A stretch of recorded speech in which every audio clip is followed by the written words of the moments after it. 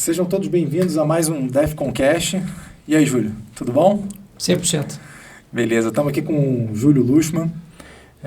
Vou deixar, como de praxe, que você se apresente um pouquinho. Então, passo a palavra para Júlio Luschmann.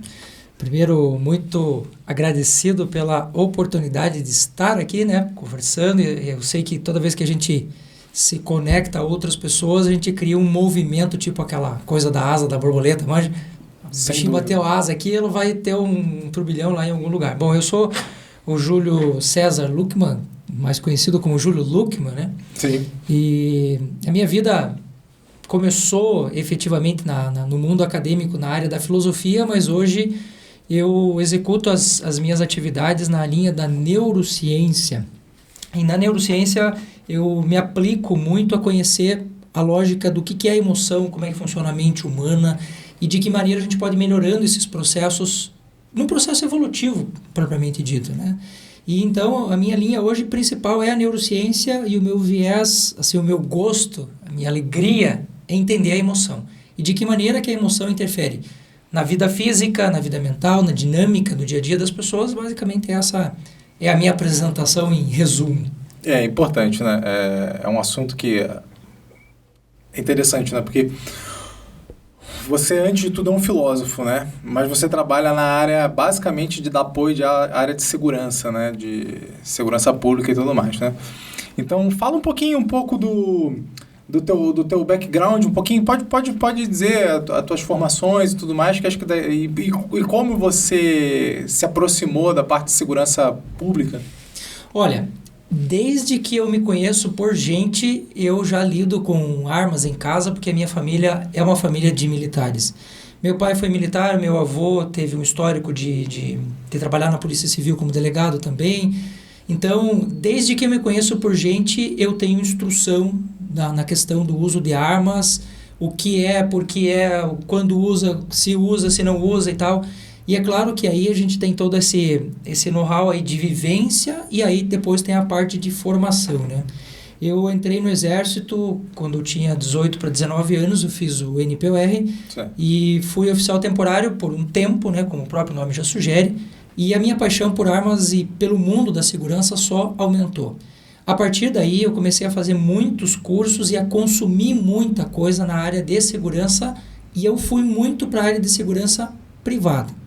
Quando eu saí do Exército, aí comecei a fazer a filosofia e tudo mais, na universidade que eu estudava, que é aqui a PUC do Paraná, eu fui procurar um estágio porque eu precisava me manter, eu precisava ter dinheiro para me manter, e no processo seletivo, a pessoa que era o coordenador lá da área de segurança, ele falou, pô, você foi oficial temporário? Pô, você conhece um pouco de segurança? Eu falei, olha, na área pública, sim, na área do Exército, sim, mas no restante, não.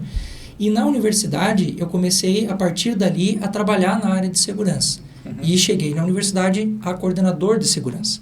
E nessa própria universidade, a gente teve lá o curso de segurança patrimonial, que era um curso superior, onde eu fui professor e coordenador.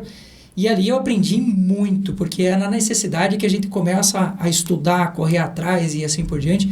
E nunca mais eu parei de agir nesta área. No entanto, nesse período da minha vida, eu fui muito mais para a área acadêmica do ensino, da técnica e da prática ali, do que na gestão propriamente dita. Então, o meu cargo maior, a coisa mais importante que eu posso ter feito, né, nesse sentido, foi ser coordenador da universidade, onde eu tinha 312 homens e mulheres, né, na equipe de segurança, e a partir dali eu passei muito mais a fazer a questão da consultoria propriamente dita do que a execução da gestão. Na parte acadêmica, que você falou agora, eu comecei com filosofia, sim, mas a minha vida acadêmica nunca parou. Desde que eu comecei a estudar com 19 para 20 anos, até hoje com 41, eu nunca parei um ano de fazer alguma coisa.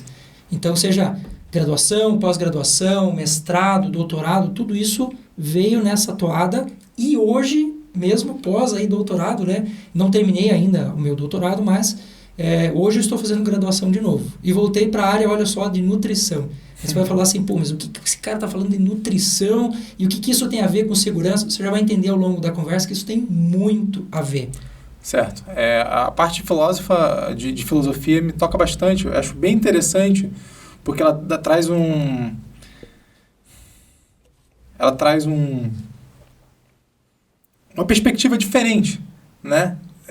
Tem a parte técnica, obviamente, mas é muito mais introspectiva, eu diria. Olha, sem querer te cortar, mas não, eu acho que pegando o gancho já do que você está falando. A filosofia, ela pode ser entendida de 3 formas diferentes, uma da outra. Qual é a parte da filosofia que todo mundo tem acesso na escola e no dia a dia? História da filosofia. Então o professor entrou na aula e ele falou, olha, isso aqui é Platão, Platão viveu antes de Jesus Cristo, ele foi professor de Aristóteles. Essa parte da história da filosofia é uma parte que interessa muito para o cara que quer ser filósofo. O cara que quer ser filósofo, quer entender de onde veio e até chegarmos aos modelos mentais de hoje, interessa muito para esse cara. Mas para as pessoas que não são da área, isso começa a ficar pesado, começa a ficar chato. E é por isso que a imensa maioria das pessoas, quando você fala a palavra filosofia, o cara já arrepia e fala, meu Deus, lá vem o cara falando de história. Não é história da filosofia. Então essa é a primeira dimensão. A segunda dimensão é a dimensão do filosofar. E a terceira dimensão é a dimensão da filosofia. Vamos entender parte por parte para a gente pegar a essência da filosofia e entender que ela é um negócio muito legal. O que é fazer filosofia? O filósofo, que eu sou professor de filosofia, eu não sou filósofo. O que é o filósofo? É o cara que cria filosofia, é o cara que estrutura pensamento, é o cara que se dedica a isso.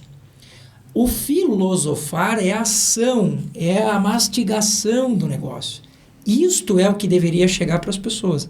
Porque quando você faz o exercício do pensar, você está trazendo para você uma série de benefícios. Como, por exemplo, hoje, como neurocientista falando agora, o nosso cérebro, a gente nasce com mais ou menos 86 bilhões de células nervosas lá no cérebro. Mas cada célula dessa pode ter de 10 a 30 mil conexões, cada uma. E o que garante que uma pessoa tenha uma quantidade tão grande dessas fibras nervosas, dessas ligações nervosas? Exercício do pensar. E aí, a gente hoje estabelece, né, um critério que são as 7 inteligências múltiplas, em que você faz o exercício, né, lógico-matemático, o exercício musical, interpessoal, intrapessoal, e uma das dimensões é justamente o autodesenvolvimento emocional. E o autodesenvolvimento, ele não acontece comigo implantando em você coisas, obrigando você a fazer coisas. É um exercício muito introjetivo. E aí eu concordo plenamente com você. Que o filosofar é você sentar, deglutir aquilo, sabe, fazer aquilo se tornar para você um movimento mental que pode gerar uma ação comportamental, mas não necessariamente, porque você pode sentar para ler no final de semana por puro prazer, por puro tesão. Você senta lá para ter o prazer de ler. E as pessoas, elas ainda olham para a filosofia nessa dimensão, né, específica ali da história da filosofia. Vou te dar um exemplo bem simples, mas que vai fazer você e os nossos espectadores entenderem a filosofia de uma forma muito diferente. Se eu perguntar para você agora, você ama? Você provavelmente vai dizer sim. Sim, eu amo. Sim. Aí se eu perguntar para você definir o amor, você vai começar a ter problemas. Com certeza. Porque a definição é muito pessoal sua. Olha como a história da filosofia e a filosofia em si ajuda a gente a pensar melhor.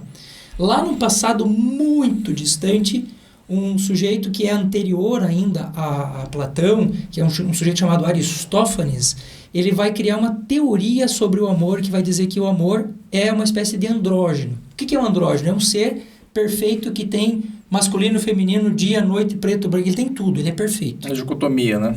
Mas ele é perfeito enquanto ser. Em equilíbrio. Como ele se aproxima muito da ideia dos deuses, porque um ser perfeito, os deuses ficam enciumados e mandam sobre ele uma maldição. Separam, eles criam a dicotomia. Daí você vai falar assim, bom, mas eu nunca ouvi falar de andrógeno, eu nunca ouvi falar de Aristófanes, mas você já usou minha metade da laranja, você já usou essa aqui é minha alma gêmea, vem lá da filosofia. Por que esse processo é um processo de evolução? Porque você vai ver que quando Platão fala de amor, ele vai dizer que amor é eros, amor é desejo. Por que esse amor é uma evolução do amor anterior, ali do Aristófanes? Porque ele está dizendo o seguinte, eu estou em busca da perfeição e não buscando uma parte perfeita. Então nós temos uma evolução. Eu, Júlio César, quando digo que amo, eu já pergunto para você, em que dimensão? Você está falando da dimensão lá do Aristófanes ou a platônica? Se você pegar o Aristóteles, que é o aluno de Platão, ele vai dizer o seguinte, amor, ele não pode ser só uma busca. Porque se você pegar o amor platônico, o cara está buscando, e ele nunca chega a lugar nenhum. O Aristóteles vai dizer, não, o amor ele tem que ser o que a gente chama de frater, né? Um amor que você se apaixona por aquilo que você já tem. E não só pelo aquilo que você deseja ter. Uma eterna busca, né? A eterna busca é o amor platônico. Quando você vai pegar um amor do tipo amor cristão, sem fazer apologia a religião nenhuma. Não, claro. Até porque nosso espaço é liberdade. Se você quiser falar de qualquer religião ou qualquer coisa, a gente está aberto aqui. Só fazendo um parênteses que você está falando, assim, vou te dar a maneira como estou enxergando aqui. Me corrija se eu estou errado, né? Mas acho que dentro do que a gente pode falar sobre filosofia, que a única constante é a mudança. Então ela está sempre mudando. A gente está sempre procurando formas melhores de entender o mundo e se adaptar a ele, de certa maneira? Dá para dizer que sim ou que você não? Você está usando o pensamento de um pré-socrático chamado Heráclito. E os pré-socráticos, eles tinham uma característica básica, que era a seguinte: descobrir do que tudo é feito e o que movimenta o mundo. E Heráclito é um dos pensadores pré-socráticos que vai dizer que a única coisa que se mantém constante é o próprio movimento. Mas se você pegar filósofos do próprio tempo dele, você vai ver que existem contradições. Aí você vai pegar um outro cara chamado Demócrito, por exemplo, que vai falar do átomo.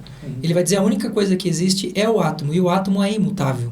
Então, de um lado você tem Heráclito dizendo, não, o movimento é a única coisa que é constante. Você vai pegar o Demócrito que vai dizer que não, que o átomo, no final das contas, ele forma essa garrafa, ele forma esse microfone, ele forma o Júlio, mas no final das contas, ele vai voltar a ser átomo. Então, a única coisa que você tem é a unidade menor que se chama átomo.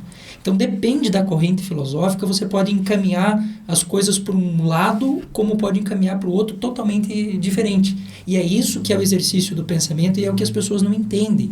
Quando você chega para a pessoa e fala assim, você quer o azul ou o preto? A pessoa vai ter uma escolha, A ou B. O filósofo vai dizer, depende. Cara, esse depende incomoda as pessoas. Mas a função da filosofia é criar esse movimento do pensar, do refletir. E aí, dependendo da corrente filosófica que você está seguindo, você pode defender uma coisa ou defender outra. É importante, até desse quadro, né, que a gente está criando, trazendo outras pessoas, formas de pensar, é justamente isso, para criar esse movimento mental, que as pessoas enxerguem, obviamente, um pouco pelo nosso viés, a gente tem um viés, obviamente, né, e reflita sobre as nossas posições, né. Essa parte de filosofia é muito interessante, ela não ser pedante, assim, também não ser pequeno demais, eu tentar definir, assim, como eu tentei agora, de maneira errônea, né? Não é errônea, a gente está olhando sempre a partir de uma parcela da realidade. Vamos lá, simplificada, que, como você falou, né? Por exemplo, eu achei que era movimento, tem gente, enfim, o importante é saber que existe uma pluralidade de ideias, que a gente pode tentar, talvez não chegar a um consenso, mas um equilíbrio mínimo social para as pessoas. Tem um pouquinho. Se você me permite, tem um filósofo, um cara chamado Nietzsche, que ele fala que todo consenso é, na verdade, um contrato de hipocrisias. Por quê? Você defende uma posição, eu defendo outra posição. E aí, para não brigarmos, nós encontramos um consenso. E aí ele vai dizer, isso é um contrato de hipocrisia. Porque se você fosse levar a ferro e fogo, você defenderia a sua posição, outro defenderia a posição, e a gente não chegaria a lugar nenhum. Então, até para que exista a possibilidade de nós convivermos o consenso, e esse contrato de hipocrisia é necessário. E aí vem o outro lado da filosofia, que é assim, a gente não pode olhar só o lado positivo, nem só o lado negativo, nem só o meio termo. Tudo é problematizável na filosofia. Absolutamente tudo. De fato, né? Acho que o que você narrou, de certa maneira, é como a gente faz política, né? De fazer a questão. Mas vamos voltar um pouquinho para o nosso negócio, para o nosso lado aqui, porque senão a gente vai... Realmente a gente tem assunto para conversar horas e horas. Eu sei que você hoje está com o tempo contado aqui. Eu já deixo convidado aqui para a gente fazer a parte 2, 3, 10, 20, porque eu acho que a gente tem papo para muito tempo e trazer outras pessoas aqui. Me chama que eu venho. Eu sei que sim. Vamos lá. Eu vou perguntar... Eu tenho mais ou menos uma listinha aqui de coisas que eu gostaria de perguntar hoje, né? Da parte filosófica, eu sei que você tem outras partes muito interessantes que eu quero tentar cobrir aqui. Se a gente não conseguir cobrir, a gente vai para outros programas que eu acho que é interessante, né? Como você enxerga a legítima defesa do ponto de vista filosófico? Dentro do que você acredita, tá? Porque, como você acabou de falar, a filosofia tem vários ângulos, né? Mas você, como não filósofo como você não se considera, né, mas um agente de filosofia e de segurança pública, assim, dentro da sua vivência, como você enxerga e o que você acha que é válido, o que não é? Olha, toda a minha formação de vida, ela sempre seguiu um norte mais ou menos bem claro, assim, né? Que é o quê? Tudo que eu estudo é para tentar entender o ser humano de todas as perspectivas possíveis. Então, quando você vê um filósofo falando de neurociência e agora fazendo nutrição, e o cara estudou psiquiatria, não sei o quê, é justamente para tentar fechar esse modelo do que é o ser humano. Eu sei que eu provavelmente nunca vai chegar a metade do que eu realmente deveria conhecer sobre o ser humano. Mas eu tenho uma opinião bastante formada sobre isso. Certo. E o resumo da palavra, a palavra que vai resumir toda a minha fala é a palavra educação. Por que a palavra educação? Porque se você for observar o ser humano do ponto de vista biológico, nós temos alguns movimentos que nós chamamos de pulsos, que fazem o ser humano levantar de manhã cedo, viver, correr, reproduzir e querer melhorar e assim por diante. Por que eu estou falando de pulso? Porque a palavra emoção, ela vem da palavra movere, que é pôr em movimento. E quais são esses pulsos que põem o ser humano em movimento? Nós temos alguns muito característicos. Nós temos o pulso de vida, que faz você querer viver. Nós temos o pulso de morte, que faz você querer morrer. Eu já explico o porquê disso. Uhum. E o cérebro tem 3 ações instintivas que movimentam esses pulsos. Quais são essas ações? Primeira ação, o cérebro humano quer evitar a dor. Tudo que a gente vai fazer tem como princípio básico evitar a dor. Segundo, nós queremos prazer. Se você não tem dor, qual é a primeira coisa que você quer pensar depois de não ter dor? Pô, tem uma vida legal, tem uma coisa que me traz prazer. E o terceiro movimento é o movimento a gente chama isso de economia de energia. Então, o que é a economia de energia? Tudo que gasta energia vai fazer com que você não tome decisão numa determinada linha, né? Por que a palavra educação é a palavra que sintetiza tudo isso? Porque, de um lado, nós temos as pessoas que defendem a ideia de que a legítima defesa nem é necessária porque nós poderíamos atingir uma sociedade perfeita, maravilhosa. Não existe. Porque a partir do momento que o ser humano nasceu, seus pulsos impulsionam ele na direção da morte, na direção da vida. Nós não temos como corrigir isso com a educação. Não temos. Não existe controle absoluto, né? Por mais que você uma pessoa extremamente regrada, com uma força de vontade absurda, em algum momento ela vai deslizar. E nesse momento de deslizar, ela pode agredir uma pessoa, pode perder. Não existe perfeição, né? Partindo do princípio que a gente não é perfeito, então a gente é passível de... É aquela máxima, de entrar no pulso. Com certeza, né? Existe uma... Da maneira que eu enxergo, as pessoas se acham, se põem em certos pedestais de julgar a vida do outro ou calçar o sapato do terceiro, né? E fala, não, eu não faria isso, eu não faria aquilo, mas a gente vê situações, a gente vai conversando, vê, não, a pessoa faria, talvez faria até pior. E você faz eu acredito que você faz um tremendo desserviço a você mesmo de não se colocar no lado escuro da força, por assim dizer, né? Concordo. Eu acredito que eu sou um agente do bem, mas eu sou capaz de fazer a maldade. Por ser capaz de fazer a maldade, eu não posso cortar essa possibilidade de terceiro. Obviamente não é... Ninguém gosta de andar... Eu imagino que as pessoas não gostam de andar alerta o tempo todo. Acho que até é impossível, né? Partindo do princípio que você não tem controle. Faz mal pro corpo isso. Mas é uma necessidade. Dependendo de alguns lugares, primeiro mundo, é menos, né? Mas a nossa realidade aqui, talvez em Curitiba, um pouco menos ainda. Mas, poxa... Então, daí nessa lógica, aonde que eu quero chegar com essa parte inicial, essa introdução, né? A violência, ela faz parte do ser humano e é impossível nós tirarmos a violência do ser humano. É impossível. Você vai pegar a sociedade mais top que existe no mundo, mais desenvolvida no mundo, tem violência lá. Existe violência lá. Óbvio que o processo educativo, ele faz com que a gente melhore essa condição a tal ponto do ser humano não expressar esta violência. Mas, no contexto que nós estamos falando hoje de Brasil, nós estamos muito longe de um princípio como esse, de uma Suécia da vida, de uma Noruega da vida, nós estamos muito longe. Então, primeira coisa, impossível acabar com a violência. Segundo, a defesa, o instinto de defesa, não é uma coisa que você aprende na escola. Se eu pegar essa garrafa agora e fizer de conta que vou jogar em você, você vai esboçar defesa. Certo. O que nós fizemos enquanto seres humanos? No século XVII para o século XVIII, começaram a aparecer alguns pensadores, principalmente na Europa, que hoje nós chamamos de contratualistas, e esses caras fizeram uma sugestão. Eles disseram o seguinte: quem sabe, se o ser humano, ao invés de bater nos outros, ao invés de se defender com a violência, quem sabe se a gente terceirizasse isso para o Estado? E isso virou um contrato. Só que o fato de ter virado um contrato, ele não faz com que a pessoa deixe o seu instinto. Então, eu acho que o processo de autodefesa é uma coisa que a gente sempre vai ter. O que é possível fazer é, por meio da educação, você melhorar essas reações para que a pessoa... O cara que está armado, por exemplo, quando ele tem esse senso de educação extremamente bem desenvolvido, é o cara que menos vai usar o armamento. Por quê? Porque ele está consciente daquilo, ele sabe o que ele está fazendo. Agora, é evidente que se você der uma arma para alguém despreparado, esse instinto pode fazer esse cara cometer uma besteira enorme. Então, eu defendo a ideia da autodefesa, sim, e eu sou um cara que defendo muito essa lógica do uso do armamento como um processo de autodefesa.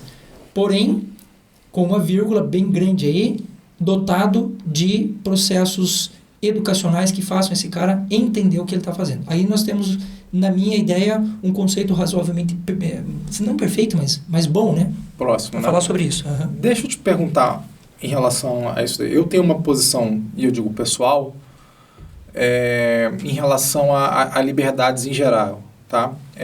Tem a questão da liberdade do armamento, que eu acredito. Na verdade, eu acredito quase que uma liberdade absoluta. Nada absoluto nessa vida, eu tenho perfeita noção disso. Mas a partir do momento que eu começo a limitar a possibilidade das pessoas fazerem as suas escolhas, boas ou ruins, né, eu e a sociedade acabam virando tirano. Eu acho que você tem que agir de um jeito ou de outro, né?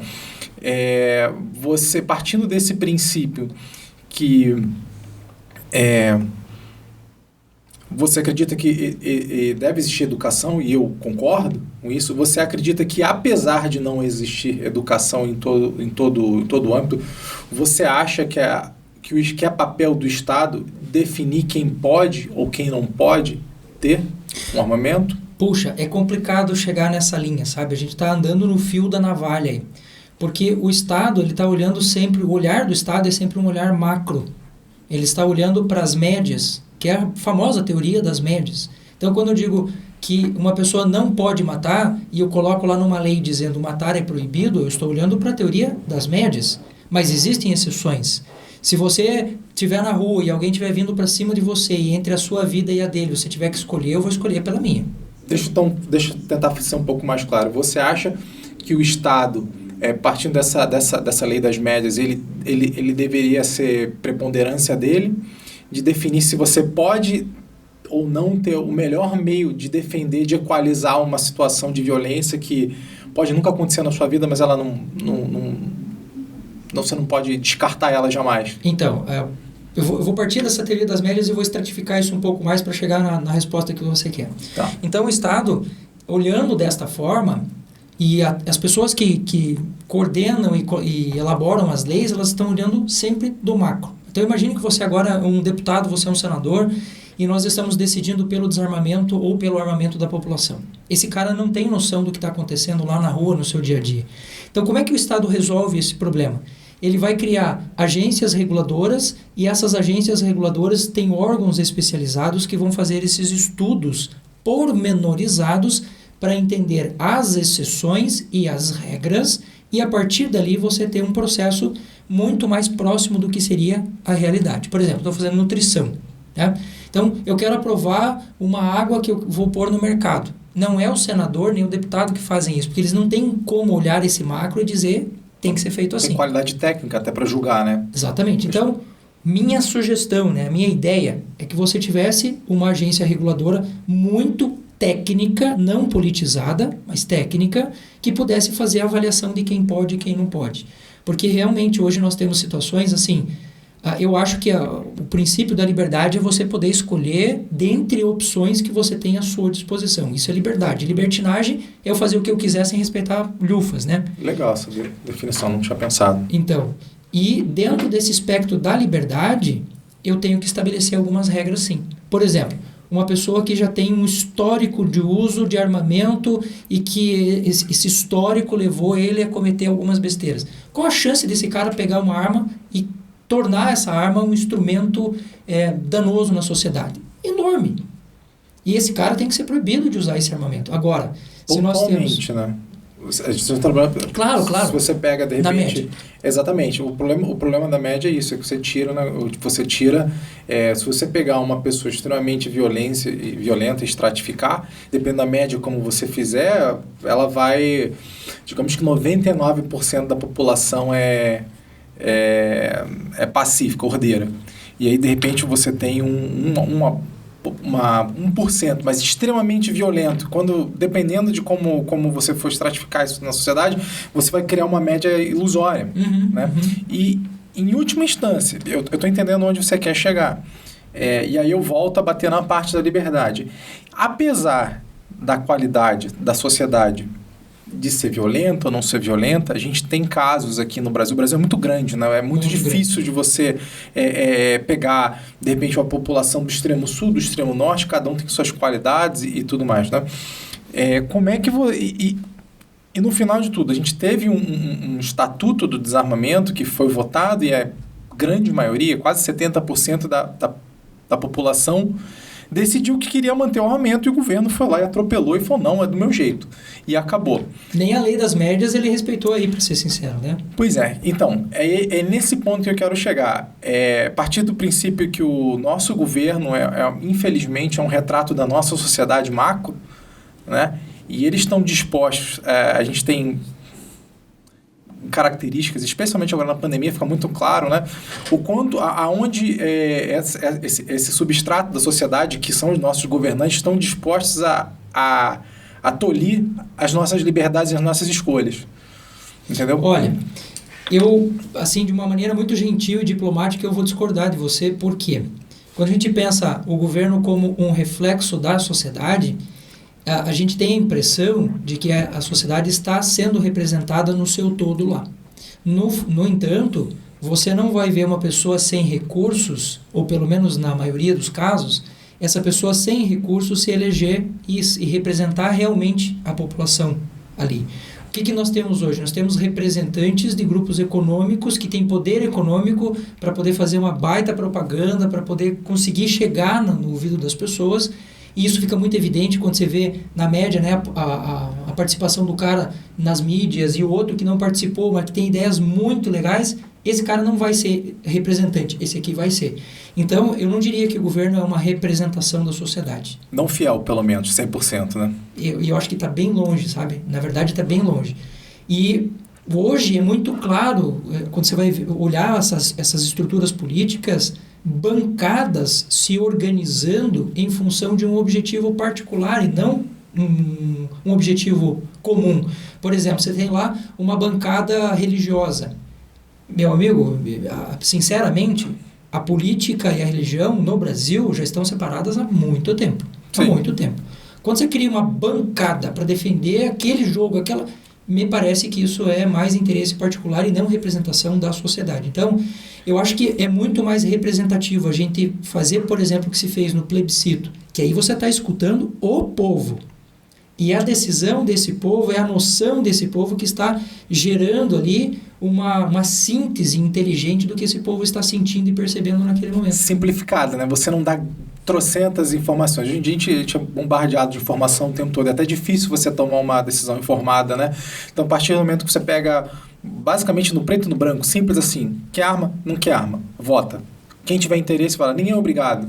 Até porque também é uma liberdade, né? Você não escolher também é uma liberdade. Então, eu concordo. Em gênero, no meu grau, que eu acho que talvez seja maçante, dê trabalho para o governo, né? Mas a gente colhe tanto imposto, né? Acho que dá, né? Dá para manter isso daí para questões importantes, né? Perguntar para o povo, né? Para na rua, quem quer.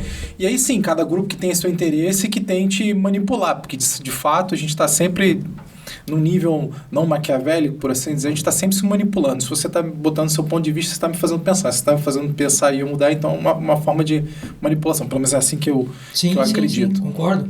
E eu acho assim, ó, a minha posição pessoal em relação a qualquer coisa, e isso inclui também a questão do armamento e do uso do armamento. Tudo aquilo que você restringe e você não permite as pessoas desenvolverem habilidades para saber do que aquele povo é capaz, do que aquela pessoa é capaz, você nunca vai conseguir avaliar aquilo. Como é que eu poderia avaliar você, por exemplo, em desenho técnico, se você nunca tivesse feito arquitetura? Não tem como avaliar você sem ter aquela dimensão. Então, eu acho que a gente não pode simplesmente liberar a torto e direito para ver o que as pessoas vão fazer, que é o que está se discutindo sobre drogas agora, por exemplo, né? Vamos liberar a maconha, tá? Não é assim. Não é necessário assim. Um estudo, né? Claro. E esse acompanhamento, eu acho que essa estrutura de acompanhamento nós já temos. E isso tem crescido muito hoje no Brasil, quando você tem, por exemplo, a prática do tiro nos clubes de tiro, que nada mais é do que a melhoria de uma habilidade, a criação de uma filosofia. Se você pega uma pessoa, por exemplo, que pratica artes marciais, meu caso, pratico Aikido. Por que eu fui praticar Aikido? Pela intenção errada, pela motivação errada. Porque um dia a gente teve lá uma discussão, o cara era maior do que eu, me deu uma porrada, eu falei, não, agora eu vou entrar e eu vou moer esse cara na pancada. Qual foi a primeira coisa que meu sensei me falou quando eu falei isso para ele? Ele falou, não, aqui você vai aprender a não brigar. Isso é verdade. Eu sou oriundo do jiu-jitsu, é a mesma coisa. Assim, a parte da violência, eu acho que talvez da parte, como você falou nesse nosso papo, a violência é inerente do ser humano, né? Mas a partir do momento que você se põe à prova num lugar controlado, você aprende mais do que se defender, se colocar no seu lugar, exatamente na cadeia alimentar, digamos assim, né?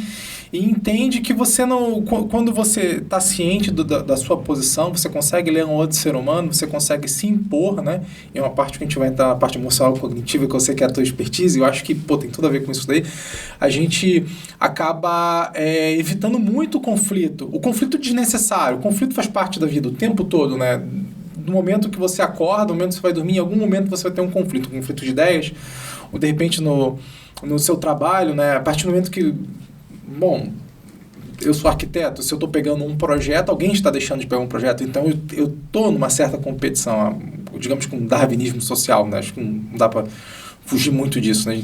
Se você está ocupando espaço, alguém está deixando de ocupar. Não é mal nem bom, é simplesmente a sociedade faz parte da natureza, né?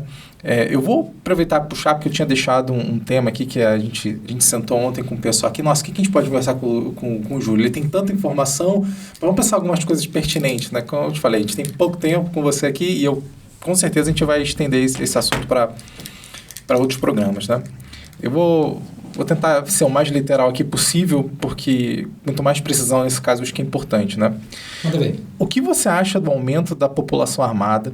Quais os reflexos e o que acha que se dá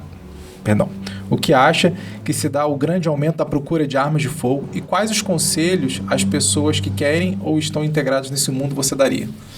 Olha, eu acho que o aumento das pessoas que estão buscando armas não se dá pela violência, porque eu acho que essa é uma questão bem equivocada que as pessoas têm. Às vezes, ou em boa parte das vezes, as pessoas com quem eu convivo veem no armamento também, além da defesa, um esporte.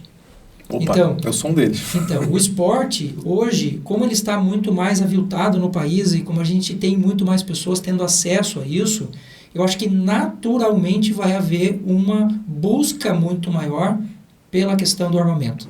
E quando você pega uma mídia viciada, uma mídia tendenciosa, que vai olhar para essa questão, eles vão dizer assim, ó, os caras estão aumentando a quantidade de armas no Brasil, mas não estratificam aonde. Eles não dizem aonde. Quando você vai pegar esse armamento, por exemplo, na média, né, a pessoa que tem lá, o esportista, o cara tem 3, 4, 5, 8, 10 armas. Quantas ele usa para defesa? Uma. Mas lá no cômputo geral tá o quê? Tá a quantidade total. E eu acho que isso, a gente precisa fazer as pessoas entenderem que existe também uma diferença muito grande em relação a isso. Quando você pensa na produção de armas, eu escutei esses dias um comentário ridículo, uma coisa assim que eu acho que a gente tem que começar a bater um pouco mais forte nisso. Então, o cara foi lá e fez uma média geral de quanto uma fábrica brasileira produziu de armas num ano, e ele foi lá e disse assim, ó, olha, a fábrica produziu 5 vezes mais, então quer dizer que o país está 5 vezes mais. Aí você vai pegar lá a demanda da fábrica, nós tivemos 3 estados que fizeram a manutenção, a troca das armas. Você imagina um estado como São Paulo fazer a troca de armas, o quanto de armas a gente tem que produzir para fazer essa sustentação. Deixa eu fazer um parênteses dentro do seu parênteses, né? E, se eu não me engano, acho que a maior fábrica nacional de armas aqui, eu acho que somente 15% ou menos da sua produção é voltada para o público nacional. A gente exporta muito mais do que usa, né? E dentro do que você falou também, eu acho que seria um ponto interessante, até passivo de ser pesquisado, o quanto dessas armas legais que fazem parte de um acervo, ou pela Polícia Federal, ou pelo Exército, né? Quantas dessas são inflexíveis em questões de criminais, né? Quantas delas de fato são usadas, primeiro para defesa e segundo no intento de fazer uma maldade, né? Seria um ponto interessante a ser estudado, né? Para as pessoas pararem de dar orelhada e procurar informações que sejam realmente... próximas da realidade. O mais próximo, a gente nunca tem uma certeza, mas um substrato melhor, né, dessa...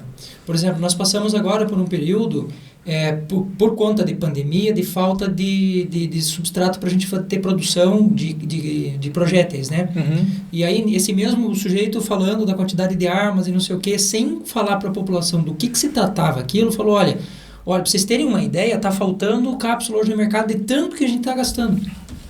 Pegar uma informação como essa, sem a base, sem mostrar a realidade para as pessoas, você cria... criminoso, né? É criminoso. Você cria na cabeça das pessoas uma sensação assim, meu Deus, o país está em guerra? Não, vamos fazer melhor. Está faltando cimento. Pelo amor de Deus, está construindo um arranha-céu a cada segundo aqui. Está faltando tudo. Nessa época de pandemia, tudo falta, né? É um absurdo. Então, eu acho que uma parcela dessa questão que você me perguntou, dessa sensação, ela nem é real. Eu acho que a população tem uma sensação que não é real. E, por outro lado, eu acho que também a própria conscientização, e eu sou um grande defensor, por exemplo, dos clubes de tiro, porque eu sei que ali, ambiente controlado, você trabalha com educação, você trabalha com manejo do armamento e tal. O que você está dando para essa pessoa? Você está dando a ela uma condição de melhorar muito tecnicamente o que ela faz com o armamento e a filosofia de vida que ela tem. Bom que você tocou nisso aí, que entra num outro assunto que a gente já encadeia aqui, né?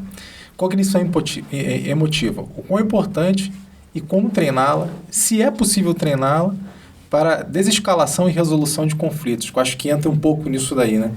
Eu não só acredito nisso, como faço da minha vida esse movimento de ensinar as pessoas, de entender o que é a emoção, como é que a emoção funciona e de que maneira nós podemos ou melhorar ou alterar algumas dessas estruturas. Então, para a gente poder entender isso, eu vou te explicar de uma forma bastante rápida o que é a emoção. Se você olhar para o cérebro humano ele pode ser comparado a uma cebola. Não pelo cheiro nem pelo gosto. Tá? As camadas, cebola, né? Por Tipo causa Shrek, das camadas. né? Exatamente. Então você vai pegar lá o primeiro organismo vivo que tem uma célula nervosa, um protozoário, por exemplo, e vai pegar o sistema nervoso daquele bichinho e vai chegar no ser humano, você vai ver que tem uma escala de evolução ali. E esse cérebro, ele evolui de dentro para fora e de baixo para cima.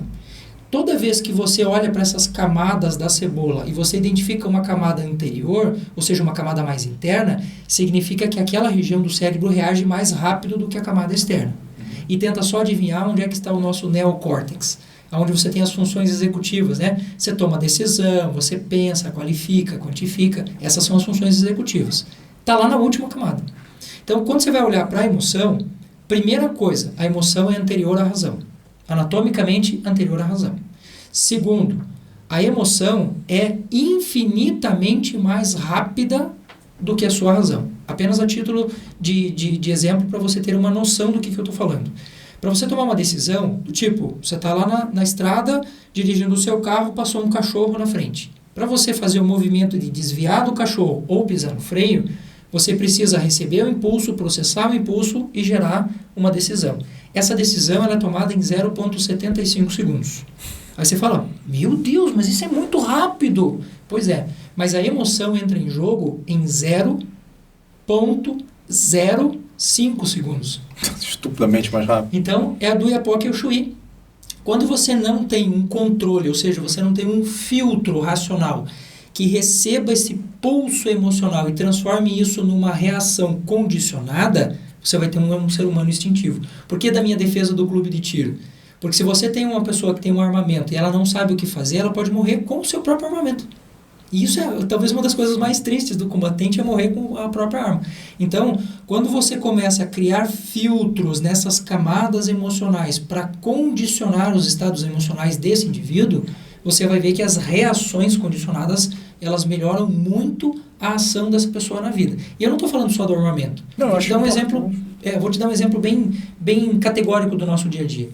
Você saiu e, sei lá, na esquina da sua rua, alguém fechou você, e além do cara fechar você, ele ainda olhou para você e fez aquela clássica menção à sua mãe. Aí você entrou num estado de estresse. Igual qualquer pessoa entraria. O que é um estado condicionado? O estado condicionado é o conhecimento que você tem para saber que quando você entrou num estado de estresse, você liberou cortisol.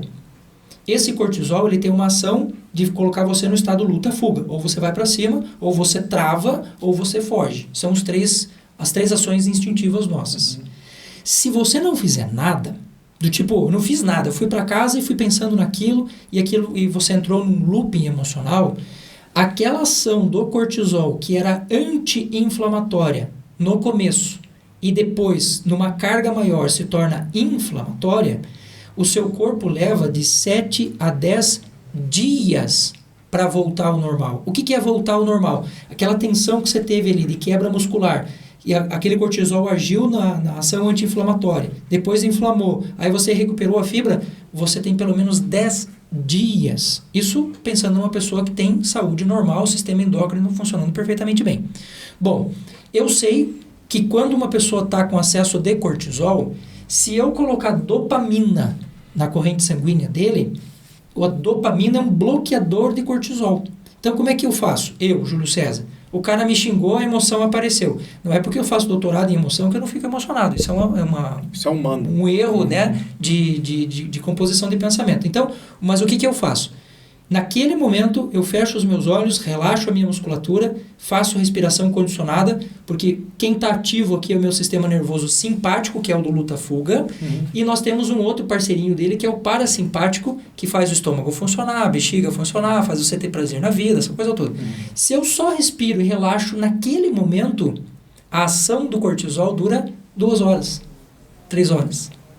E eu não sei você, mas é bem provável que as pessoas que estão nos ouvindo, estão nos vendo, pensem assim, meu Deus, mas eu fico estressado mais de uma vez por dia. Com certeza, né? Você começa a imaginar qual é o efeito cumulativo disso a longo prazo. Exemplo da saúde pública.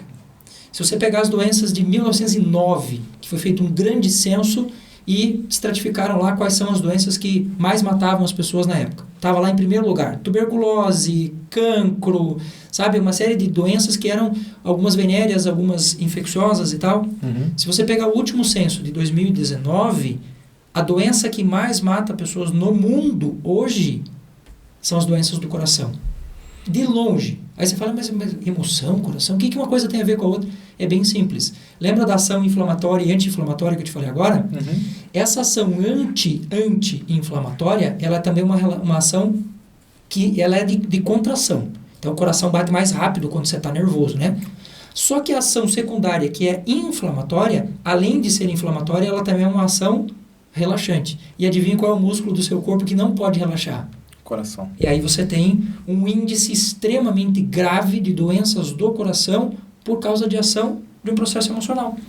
Então, quando eu pego alguém e trabalho essa dimensão do emocional na pessoa e mostro para ela o que é a emoção, como funciona a emoção e trago a ela exercícios, ações práticas para alterar aquele princípio instintivo da emoção, você vai ter uma pessoa muito mais saudável, muito mais tranquila, muito mais consciente de si mesma. Assim, eu defendo demais essa coisa de a gente ter isso desde que a criança nasceu, cara. Vamos tocar num assunto aqui que a gente já te conheço, né? Já conversado antes, eu acho que dá para entrar de solo agora. Fala um pouquinho desse teu sistema de saúde 360 e os seus pilares, que eu acho que é o momento correto da gente entrar nesse assunto agora. Sim, e quando eu estudava filosofia, o filósofo, ele se acha até um pouco meio prepotente às vezes, sabe? Porque a gente estuda tanto o pensamento humano, e você está aqui conversando comigo, eu estou estratificando você, cara, isso aqui veio de Platão, isso aqui veio de Aristóteles, esse cara usou essa técnica agora e tal. Então a gente acaba achando que a gente é meio dono do mundo. Só que aí eu sofri um acidente físico. Perdi um dedo da minha mão aqui. E aquilo me colocou numa situação que eu nunca tinha experimentado. Que foi uma questão assim, que se aproxima quase que de uma depressão. Eu falei, não, peraí, mas eu sou filósofo, como que eu vou deixar entrar num negócio assim? E aí eu fui perceber que, na verdade, as minhas estruturas de pensamento, a minha lógica e tal, não era o fundamento principal da coisa. Eu comecei a entender que quando você não cuida do seu intestino, a sua mente não vai funcionar direito. Então eu criei um sistema que é um sistema que aborda 5 pilares, que na minha visão são os principais, não os únicos, mas os principais, que são necessários para que você tenha estabilidade emocional e saúde. Que eu chamo de 360 porque é um giro completo na vida do indivíduo. Essa é a ideia da análise 360, né? Então, como é que funciona? Primeiro processo biofisiológico que eu considero o mais importante de todos, sono. O ser humano está diretamente condicionado, todo o nosso sistema endócrino funciona pelo condicionamento do sono. E não é só a quantidade de sono. Se você quiser, a gente entra um pouquinho mais nisso para te explicar depois por que sono é tão importante. Mas sono é o primeiro. Sol. Hoje as pessoas vivem fechadas, trancafiadas o tempo todo e não tem mais contato com o sol. O hormônio mais importante do nosso corpo se chama vitamina D, que é produzido na presença de sol e com um tipo de gordura, de colesterol na nossa pele. Aí você vai ver o quê? O cara combatendo o colesterol e não pegando sol para não envelhecer. E na verdade ele está se matando por conta disso. Então, sono, sol, alimentação, nem preciso me esforçar muito para explicar o quanto isso é importante. O exercício físico, que as pessoas deixam demais de lado por achar, isso é tão chato, isso é tão... Não, cara, isso é saúde. Nós temos lá no nosso cromossomo uma estrutura chamada telômero, que é o chamado relógio biológico. É o telômero que diz quanto tempo uma célula deve ou não viver. E é claro, se você tem um desenvolvimento telomeral legal, a nossa perspectiva de vida é de 124 anos. Se você for medir o telômero, 124 anos. Por que o cara não vive 124 anos? Porque uma das causas de encurtamento telomeral é falta de exercício físico. Eu vi isso até no podcast daquele Joe Rogan, né, agora esqueci o nome acho que o Eric Weinstein, ele falando sobre isso, inclusive sobre uma das teorias dele, era que o telômero, né, telomere em inglês, não sei ao certo, que existe, fugindo um pouquinho assim, mas eu acho interessante tocar nesse ponto, que também existe a contraposição disso daí. Se você tem os seus telômeros muito alongados, existe uma correlação... Com câncer. Com câncer. Sim. Porque o câncer é nada mais do que o corpo se replicando indistintamente. Ele disse que daqueles ratos de laboratório, eles eram cruzados sempre os mais saudáveis com os mais saudáveis. Então, sua linha de telômeros ficam gigantescas. Você não envelhece entre aspas, né? Fisicamente isso aparece, mas você chega a um ponto que seu organismo não por ser forçado, não morre, começa a se replicar e se mata de outra maneira, né? Então... quando foi descoberta a ideia do telômero, a primeira teoria que entrou em vigor foi como é que nós mantemos os telômeros? Ou como é que nós aumentamos a carga telomeral? O famoso viver para sempre, né? E aí o que os caras descobriram? Que a gente não precisava fazer isso, porque ela já existe, chama câncer. Né? Então, a grande questão que a gente tem que olhar, quando eu olho para o método 360 graus, não é nem aumentar o telômero, nem manter ele, mas ter um ciclo saudável. Certo. Não adianta a gente querer inventar um negócio para chegar a 180 anos. O nosso telômero está programado para 124 anos. Ponto. Quer viver para sempre? Faz filho. Faz filho, exatamente. Então eu trabalho sono, sol, alimentação, exercício físico e cuidar das emoções. Fala parte do sono, porque eu sei que o meu sono é uma coisa meio irregular. Eu acho que hoje em dia talvez seja uma máxima da nossa sociedade, né? Parece que quanto mais tempo você precisar ficar acordado, ou você dorme demais, dorme de menos, está sempre cansado. Como que influi aí na... A explicação disso ela é relativamente simples, né? Enquanto explicação. Você recebe um fóton pela sua retina, a luz do sol, e você recebe carga de UVB, que é o raio que o sol também produz, nas terminações nervosas do seu corpo. Esses dois impulsos, eles vão gerar lá no seu cérebro, numa glândula chamada núcleo supraquiasmático, olha o nome monstro que esse troço tem. E nessa glândula nós temos a regulação do ciclo circadiano. O que é o ciclo circadiano? É tudo o que acontece durante um dia. Então, sono, fome, prazer, não sei o quê, isso são ciclos circadianos. Os ciclos circadianos, eles são a base dos ciclos ultradianos, que são aqueles que duram mais de um dia. Então, sei lá, o processo de reprodução é o ultradiano, a menstruação feminina é o ultradiano, enfim. E esta glândula que regula todo o sistema, que é do tamanho da cabeça de um alfinete, está diretamente conectada à posição em que o Sol está. Então, os movimentos que o Sol faz, ou no caso a Terra faz em torno do Sol, determinam como é que essa glândula vai funcionar. Quais são os problemas que nós temos hoje? Quando você vai olhar para o circuito normal, né? A pessoa acordou de manhã cedo, ciclo de cortisol alto, normal. Esse ciclo começa a cair lá por 10 horas da manhã. Quando chega meio-dia, que o Sol está a pino, que ele vai fazer a mudança de polaridade, porque ele vai começar a diminuir. Se você olhar na média, você vai ver uma população assim, ó. A galera meio com sono e tal, que é chamada tensão prandial, tensão pós-almoço. Os animais têm, os seres humanos têm, por causa da mudança da posição do Sol. Quando chega às 6 horas da tarde, que você tem mudança de dia para noite, você tem uma inversão muito grande de polaridade. E essa inversão grande de polaridade vai fazer com que, por exemplo, a gente ative as nossas glândulas hipófise, glândula pineal, tálamo, hipotálamo, tudo começa a funcionar de uma forma diferente. Por quê? Porque o corpo entende que agora é a hora de produzir os hormônios que vão refazer aquilo que você destruiu durante o dia. Então, um exemplo. Entre 8 horas, mais ou menos, ali 20 horas, né? Até meia-noite, quando o Sol vai começar a nascer de novo, que é o efeito alvorada, você produz um hormônio chamado GH, que é o hormônio do crescimento. Você não produz GH na madrugada. Você não produz GH durante o dia. Você só produz entre 8 e meia-noite. Ora, qualquer ser humano? Qualquer pessoa. Não tem uma... Não varia de pessoa para pessoa, isso é uma constante. Não varia, não. Genética não é filosofia. Filosofia a gente tem a média e a mais ou menos... Não, genética funciona para você como funciona para mim. Absoluta. Então, aí o que acontece? Quando você não respeita esse horário, você não produz o GH, naturalmente o seu corpo vai tentar compensar aquilo de outra forma. Só que quando você pensa na palavra compensação, você está pensando em gasto energético que você não teria se tivesse dormido naturalmente. Então, por exemplo, pessoa que não dorme direito vai engordar mais rápido. Por quê? Porque gera resistência insulínica e a resistência insulínica interfere no metabolismo do corpo do cara e tal. Então, a pessoa que não dorme direito, ele vai começar a ter, a longo prazo, não é do dia para a noite, ele vai começar a ter alguns prejuízos. A gente tem uma média, mais ou menos. Eu fiz a especialização na USP em São Paulo, em medicina do sono, e uma das coisas que a gente tinha lá nos estudos é que mais ou menos a cada 3 dias mal dormidos ou não dormidos, você envelhece um dia mais do que os outros. Lembra da ideia dos 124 anos? Sim. Então, o sono é um encurtador de telômero. Automático, você vai dormindo mal, simples assim. Você queima aquela reserva de vida, por assim dizer, né? Exatamente. Então, esse movimento do Sol é um movimento que a gente deveria olhar com muito mais carinho, com muito mais cuidado. Você me falou agora de diferença de pessoa para pessoa. Existem algumas coisas que são diferentes, sim. Por exemplo, você pega a estrutura sanguínea de um sangue do tipo O e de um sangue do tipo AB, eles têm estruturas moleculares diferentes. A alimentação é diferente, o processo de vida desse cara é diferente.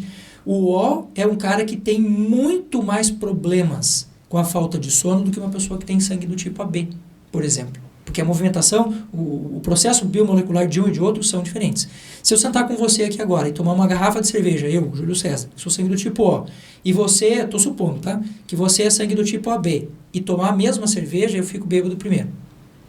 Por quê? Estrutura biomolecular minha, Júlio César, é de 130 mil anos atrás, a minha tolerância ao álcool é 0, porque eu não tinha nada disso lá.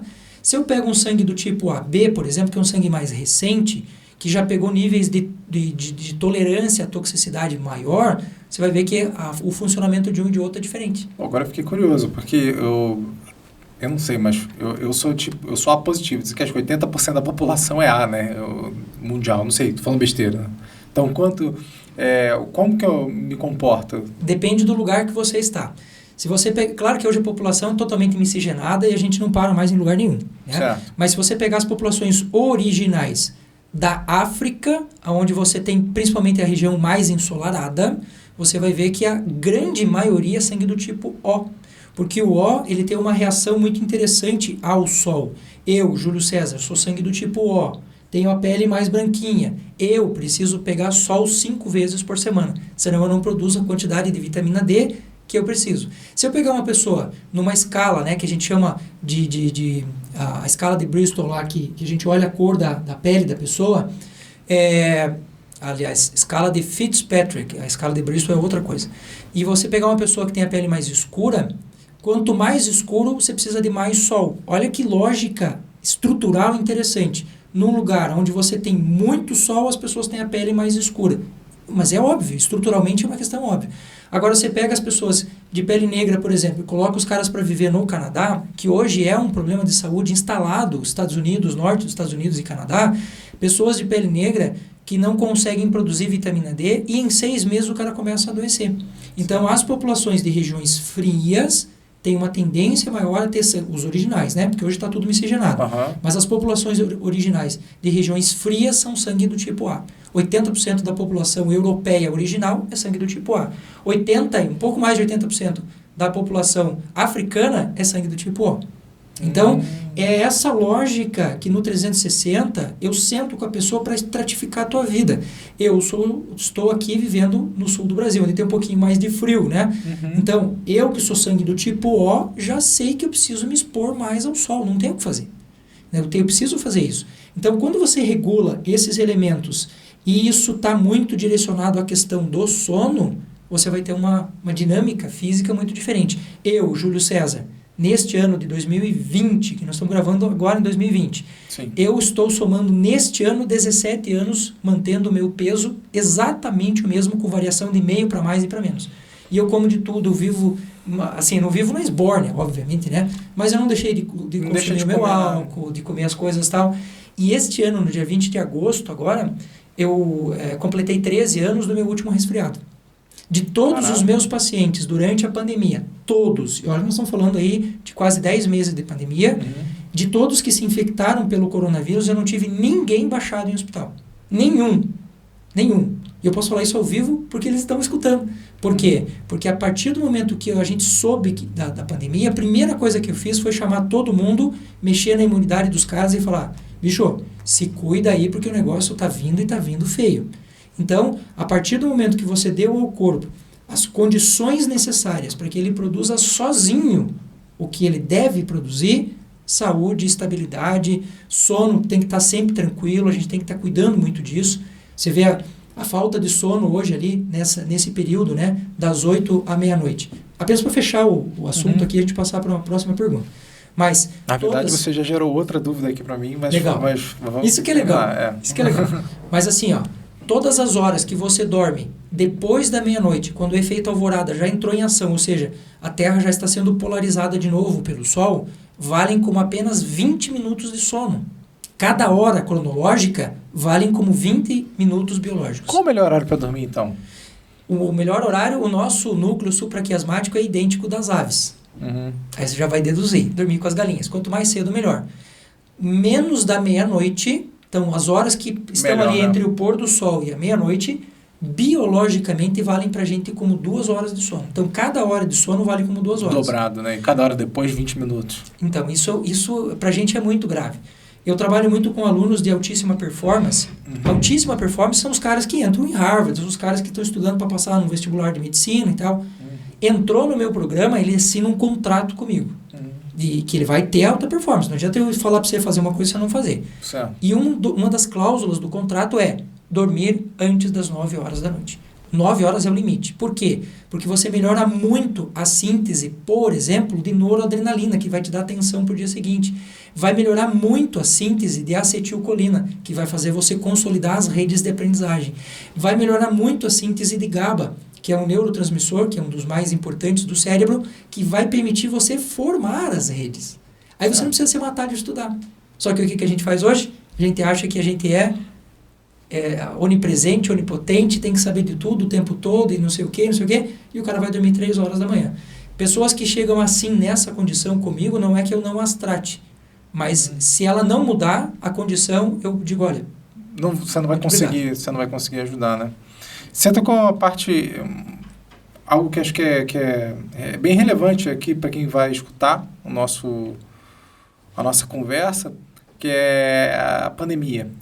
Se é que você pode, quais dicas você daria, em geral, para as pessoas melhorarem sua resistência imunológica, para passar por isso mais rápido? Quanto mais rápido a gente passar por isso, ou resistir, melhor vai voltar as coisas ao normal, ou como dizem, o novo normal. Eu não gosto dessa palavra, porque a gente está sempre mudando, né? Normal é uma média estatística temporária. Uma média estatística temporária, exatamente. Legal, boa definição, né? O que as pessoas podem fazer para ficar menos... Eu sei que o vírus é bem pouco letal, né? Uma estatística mundial, acho que é 0,3% que mata, né? Mas se você não quiser estar nos 0,3%, garantir o que o nosso ouvinte que está assistindo ele pode fazer? É. Ótimo. Primeira coisa, antes da pandemia, nós vivíamos um ritmo social frenético incontrolável. Chegava para a pessoa e falava assim, ó, meu amigo, eu preciso que você pare 20 minutos para fazer meditação, porque isso vai ajudar você a melhorar o seu condicionamento. Resposta do cara, não tenho tempo. Preciso que você faça exercício físico. Resposta, não tenho tempo. Preciso que... Não tenho tempo. O que a pandemia trouxe... Assim, a gente precisa filtrar um pouco o que eu vou falar agora para não entender que a pandemia foi uma coisa legal, porque ela não foi. Mas ela trouxe benefícios. Por exemplo, um benefício, as pessoas estão muito mais em casa. Muito mais em casa. Quando agora eu chego para a pessoa e falo, querido, você não está mais comendo naquele restaurante que você comia todo dia, que a comida é industrializada, que o cara coloca qualquer coisa na alimentação, agora você está fazendo em casa. Agora você pode cuidar da alimentação. Só que as pessoas elas não fazem mesmo assim. Por quê? Porque o problema não é só tempo. O problema é estrutura mental. É o que você pensa, é como você pensa. Primeira coisa, a mais importante de todas, durma bem. Não tem conversa, cara. Se você chegar para mim e falar assim, eu vou fazer tudo, mas não vou dormir bem. Eu vou dizer para você, olha, seja muito feliz, mas eu não tenho como garantir para você que a tua imunidade vai estar boa. Por que não? Porque a síntese dos hormônios que são necessários para o funcionamento, ou para o bom funcionamento do sistema linfático, dos nódulos linfáticos e das células que produzem as nossas células de defesa, estão condicionadas por um sistema endócrino que funcione bem. E sistema endócrino de uma pessoa que não dorme bem, não funciona bem. Ponto. É simples assim. Segunda dica, ridiculamente simples. Água. 76% do seu corpo é composto de água. Nós reciclamos por dia de 7 a 8 litros de água. O que significa que se eu tenho 6 litros de sangue e eu reciclo 7, 8, quer dizer que essa água está passando de novo. E a água, ela tem uma propriedade muito interessante, por isso que eu defendo muito essa questão do sol, que ela é uma espécie de bateria. Quando você vai olhar a molécula do hidrogênio e do oxigênio, você vai ter uma molécula polar ali, que você tem positivo e negativo, ela funciona como uma bateria. Se você pega essa água e deixa ela no sol durante 10 minutos, por exemplo, recebendo uma incidência de raio solar, o que é o raio solar? Elétron que está chegando ali. Como é que você põe uma placa solar aqui e capta a energia do sol? Porque essa placa tem uma propriedade simples. Ela pega o elétron, coloca num sistema e faz gerar energia. A água é a mesma coisa.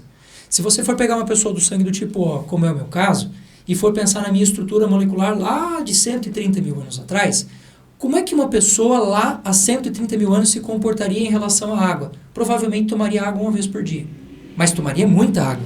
Então a média que eu tenho de água para você e para mim é a mesma. O teu sangue e o meu é o mesmo. A diferença, o sangue do tipo O tem menos sede. Por que menos sede? Porque lá no passado distante, se eu ficasse com sede o tempo todo, chegaria uma hora que eu ia ter que viver do lado do rio. E eles não viviam assim. Então, as pessoas... Ainda não vivem, né? Ainda não vivem, né? Ainda. Então, hoje em dia, você vai pegar alguns tipos de sangue, por exemplo, como o sangue do tipo O, que se você der a ele todas as condições necessárias para o corpo funcionar bem, é a menor taxa de infecção, ela está bem abaixo do 0,03% que você falou agora, o sangue do tipo O. Só que, faltando as condições, são os que mais se infectam rapidamente. Eu vou dar uma orelhada aqui, eu não posso estar falando até besteira, né? Mas de todos esses picos de contaminação, realmente, na África, você quase não vê, né? É pequeno, né? Como é que pode, né? E tem tudo a ver com o que você está falando, né? Tem. Então, o cuidado com essa questão da água é um cuidado primordial. Ainda falando sobre água, uma coisa que eu passo que é padrão para todos os meus pacientes. Todos. O cara entrou, vai fazer um trabalho comigo, eu vou melhorar a vitamina D desse cara. Melhorar a vitamina D tem a ver com duas coisas. Tem a ver com sol e tem a ver com água. Por que tem a ver com o sol? Porque é só o raio UVB que está ativo entre 11 da manhã e mais ou menos 1 da tarde, que converte 7-dehidrocolesterol, em colecalciferol, que vai ser a base do hormônio da vitamina D. Então, sem sol, não tem vitamina D, não tem conversa. Segundo, hoje em dia, a gente usa muito cloro na água. Muito, muito, para tudo. Tem cloro na água de beber, tem cloro na água do chuveiro, tem cloro. Qual que é o maior inimigo de colesterol que a gente tem na pele, que vai ser a base da vitamina D? Tenta só imaginar. Duas coisas, água quente e cloro. Então são as duas coisas que fazem derreter a vitamina D. E o sistema imunológico, a ativação do sistema imunológico e a ativação de 10% de toda a carga genética do nosso corpo se faz em função de vitamina D. A vitamina D faz o teu intestino funcionar melhor, faz o teu cérebro funcionar melhor, é um baita antioxidante, diminui a quantidade de inflamação que você tem no corpo. A tua resistência, você vira um monstro com vitamina D. Mas não adianta tomar a vitamina D. Por que não? Porque a vitamina D ela tem 4 fases. A fase da pele, a fase que ela vai converter esse colesterol em colecalciferol, que vai para o fígado, que vai para o rim. Só no rim é que ela fica ativa. Então, quando você vai tomar uma vitamina D, por exemplo, de farmácia, geralmente ela é estágio 2 ou estágio 3. Ela não é a vitamina D que está pronta. E sem sol, você não vai tornar essa vitamina D ativa. Então, também não adianta. Melhora o índice no exame, mas não melhora a saúde do cara. Mas você, de qualquer maneira, na pior das hipóteses, é importante, é legal tomar essa vitamina, se você respeitar acompanhado, sim. Respeitando todo o processo? Todo o processo? Sim. Por que a gente tem que olhar para o processo e ter um médico ou um nutricionista junto com você como parceiro? Se você toma vitamina D e essa vitamina D bate no intestino que está mal regulado, ela sai nas fezes. Então você vai ter um cocô mais caro. Só. Segundo, se você tem uma hiperabsorção da vitamina D, ela vai desregular o ciclo do cálcio do corpo. Aí você vai ter problema, porque vai ter entupimento de veia, você vai ter problema de cálculo nos rins, você pode ter cálculo na bexiga. Esse é, na verdade, o grande drama hoje da sociedade. Tem uma moda, o cara chega lá e fala pra você assim, ó, inventaram a coenzima Q10. Sai todo mundo feito uns loucos assim, vamos comprar a coenzima Q10 e tal. E acaba tendo mais prejuízo do que benefício. Então, acompanhado, perfeitamente. Legal. Bom, a gente falou sobre todos esses pontos. Agora você falou uma coisa bem interessante, né? Que eu acho que a gente pode voltar pela questão de filosofia e tudo mais, né? A capacidade do ser humano hoje, fazer uma pequena análise, né? De como a gente consome manchete e não o tutano da informação, né? Como a gente vai rápido, né? Não lançou, já cria uma X1. É do ser humano isso, sabe? Explica um pouquinho disso, porque muito disso eu acho que acho que boa parte, e é uma presunção minha, não sei se eu estou falando algo que faça muito sentido, mas é que a gente tem muito hábito de julgar informações e pessoas por uma fração muito pequena de uma informação que às vezes nem é real. Hoje em dia, a melhor coisa da internet é que todo mundo tem voz. A pior coisa da internet é que todo mundo tem voz, né? E você não tem... acho que o ser humano... o ser humano em geral, e eu sou o primeiro a me colocar nesse negócio, eu não tenho capacidade...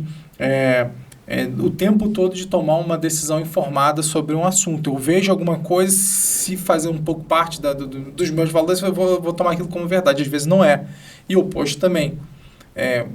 Você como filósofo, um estudante do pensamento humano, primeiro, o que você acha e qual a maneira da gente talvez mitigar um pouco para ter um pouco mais de qualidade de vida? Porque eu acho que isso vai acabar, muitas informações, eu vejo lá em casa, a minha esposa, faz muito tempo que eu não assisto televisão, eu evito, na verdade, até na internet, cada vez mais eu tento filtrar, a ponto de certos momentos da minha vida eu achar que é melhor estar desinformado do que informado com essas porcarias que eu tenho.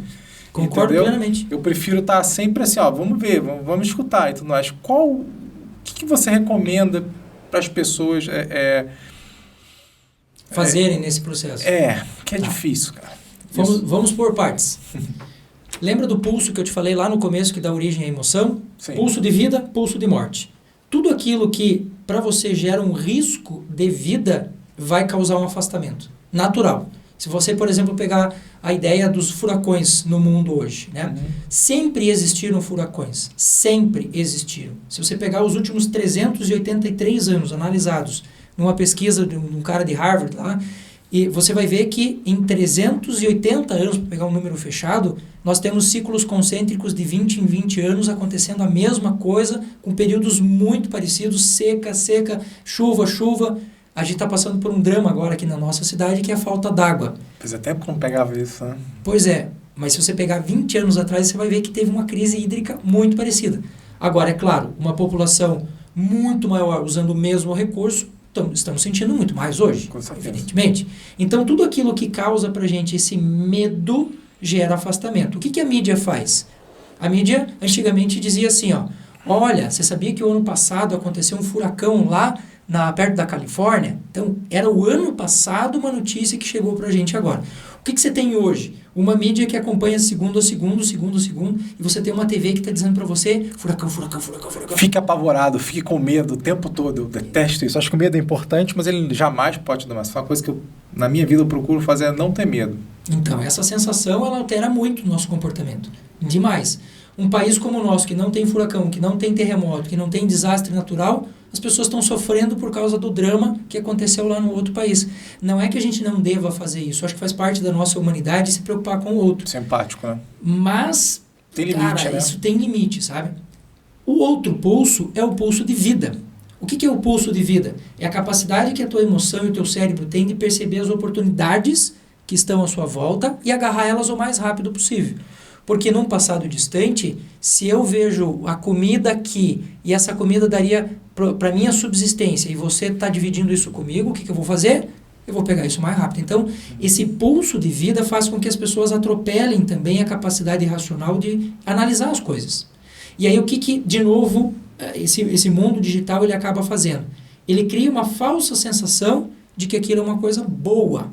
Então, a pessoa está caindo o cabelo. Ele escutou na TV que se ele tomar colágeno tem a ver com o cabelo. Tem. Mas colágeno é uma proteína, que quando você come ela vai ser digerida como qualquer outra coisa. Então, se você comesse carne, também dava certo. Entendeu? Mas o que a pessoa vai dizer? Não, se eu tomar o colágeno, criou uma falsa sensação. E eu acho que a desinformação das pessoas é a principal causa da gente fazer tanta besteira. Lembra daquela lista que eu falei das doenças que mais matam no mundo? Sim. A quarta coisa que mais mata no mundo é câncer. Perfeito? Qual é o tipo de câncer que mais mata homens no mundo? Tenta adivinhar. Próstata? Próstata, muito bem. Agora você vai entender a relação de por que eu botei o meu celular em cima da mesa. A frequência eletromagnética do corpo humano é de 7,5 Hz de frequência. Em média. Tá vendo como muda o comportamento? Isso é legal, cara. Isso é muito legal. Quando você pega a frequência eletromagnética média do ser humano, 7,5 Hz. Com a variação do Sol, mais radiação, menos radiação, a gente chega a 13 Hz, 13,5 e volta a 7, 7,4. Essa é a nossa média de variação.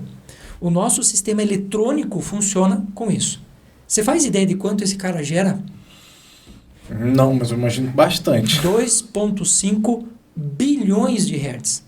Você pode imaginar que enquanto nós temos o dia, ou seja, sol, radiação, núcleo supraquiasmático, defesa. Então, o celular durante o dia não é exatamente o pior monstro que existe, porque o corpo está reagindo a essa condição.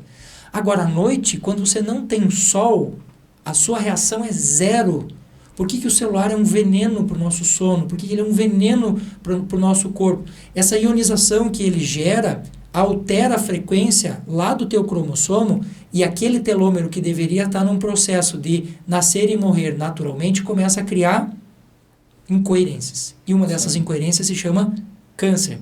Qual é o tipo de câncer que mais mata mulheres no mundo hoje? Câncer de seio, câncer de mama. Duas causas comuns.